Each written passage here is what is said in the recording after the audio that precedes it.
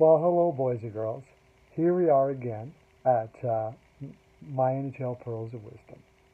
I am Pearl of Wisdom, and you're listening to my NHL Pearls of Wisdom. I hope you've all that subscribed have got your my NHL Pearls of Wisdom necklace that I've sent you in various ways. Write down if there's a problem, and we'll get that figured out. Okay, we are now on to. Oh, by the way, I'm doing the predictions for the playoffs. It's pretty much my bracket, I guess, except I'm only doing it first round.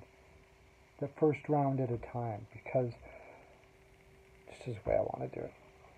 Anyways, so it's Carolina, Washington.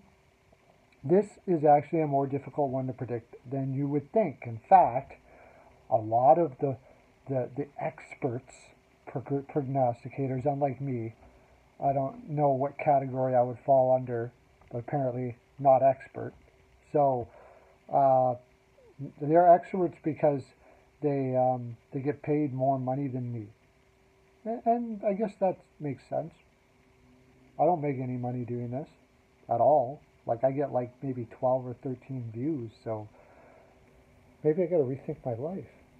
Nah.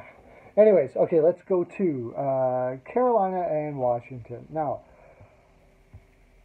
This is one, like almost always it comes down to goaltenders, right? But there are some series where it's even more pronounced than others. And with this series, it's very pronounced because, um, let me find freaking what's his name is again. Jeez. Hello, where are you? You think I would stop it now, wouldn't you? But no, I'm not going to. I'm not. Calvin DeHaan is injured. Let me go for that first.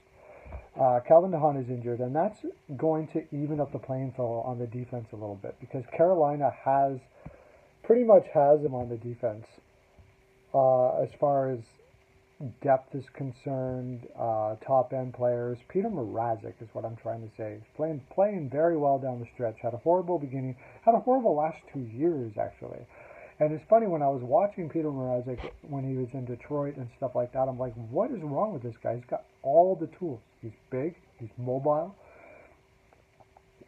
He seems to even actually line up to the puck really well, but his reflexes were delayed.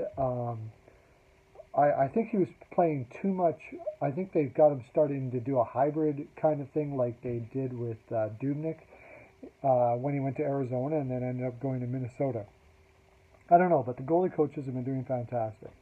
And Curtis McElhinney can be thrown in there every once in a while. He's been playing fantastic. The thing with Washington is you have a proven Stanley Cup goaltender in Holtby, right? Probably not a question mark. It's a little more of a question mark in Carolina because Mrazek has not had playoff success yet. And that concerns me for if I'm going to take Carolina. On defense, I take Carolina's defense over Washington's all day. Slavin, Hamilton. By the way, they have Slavin rated lower than Falk here. I would not do that. Slavin is their best defenseman, better than Dougie Hamilton. Dougie Hamilton has played well down the stretch. Brendan Moore has done fantastic with this team, and he's the only coach who's been able to reel in Mr. Dougie Hamilton. The name Dougie. Hello, my name is Dougie. If you're a man and you still go by Dougie, even if that is on your birth certificate, which says something right there. What parents call their kid Dougie? Oh, Dougie, get off the golf course. It's time for your tea. Anyways, sorry. I get that from him, and he's been to Boston. He was in Boston where they had a great coach in Julian there. He went to Calgary. I can't remember the coach was there. Not considered a great coach up until now, but still an NHL coach. And both organizations couldn't handle him and sent him off. That's what it appears. Goes to Carolina, and there was question marks there as well. But Brendan Moore somehow, whatever the issue was, reeled him in. Anyways, I better get going here. Going forward here because it's getting long. Forward wise, Carolina actually measures up not too bad with the Caps. But first, I'm going to go to the Caps now, and we're going to look at their defense.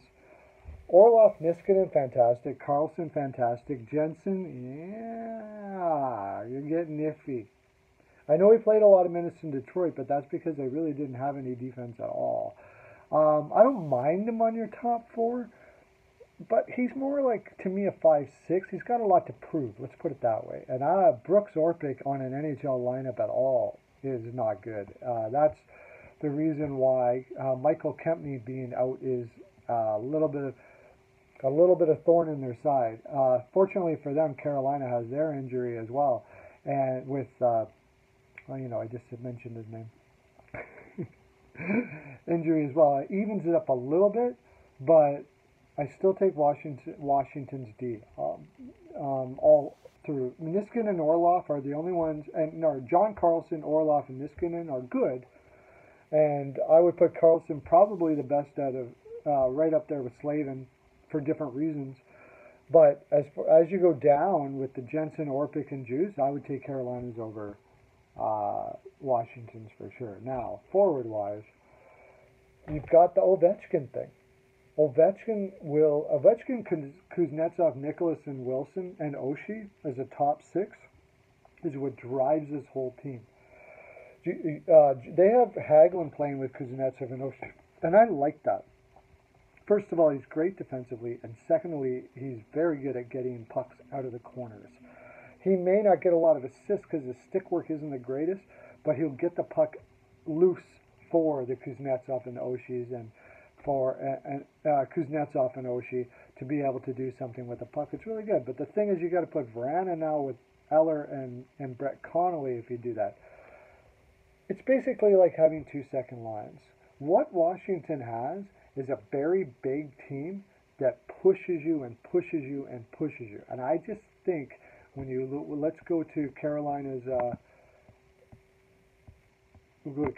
forwards here. Niederreiter, Sebastian Aho, Justin Williams. It's a good first line. Nice pickup with Niederreiter, by the way, and they got some size there because they needed it. Ferland, Stahl, and Teravainen. Ferland does bring offense, or does bring size, but ultimately he's more for the third line. He really shouldn't be playing on your second line. I would just go for the gusto here and put Svechnikov there with Stahl and Teravainen.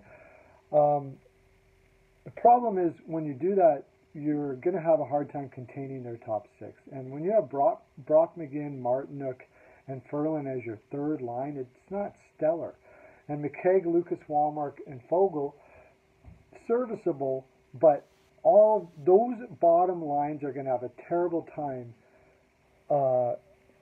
competing with, if they ever get on the top against the first and second lines of Washington. I think in the long run, over a 7-game series, they're going to be worn down.